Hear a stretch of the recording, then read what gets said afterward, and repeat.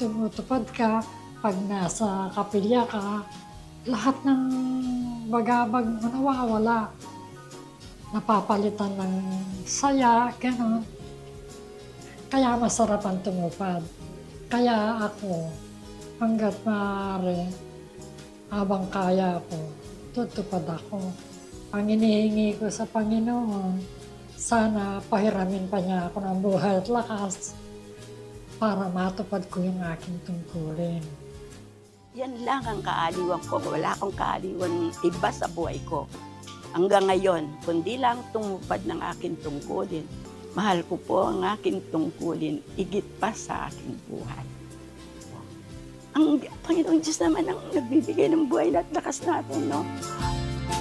Bilang isang may tungkulin, ang ipinangako ko po sa sarili ko, habang ako yung binibigyan ng buhay at lakas ng Panginoon, walang magiging adlang sa akin sa pagtupad ng aking tungkulin. Hanggang dumating ang panahon na natapos ko na ang aking takbuhin.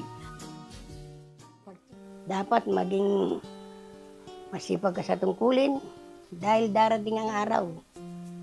Maliligtas ka. Kahit na yung mga anak ko, sinasabi sa kanila, mahalin nila yung tungkulin nila. Yung mga anak ko, may mga awit. Diakon, Pangulong Diakon, no? Diakonesa. O, tagapagturo ng awit, ministro. Talagang mahal namin ang iglesia. Masaya po ako dahil ang pangako ko sa Panginoon, habang may buhay ako at malakas, kaya ko pa, tutuparin ko pa yung aking tungkulin. Habang may buhay ako, gagamitin ko at gugugulin ko yung aking buhay sa paglilingkod sa Panginoon.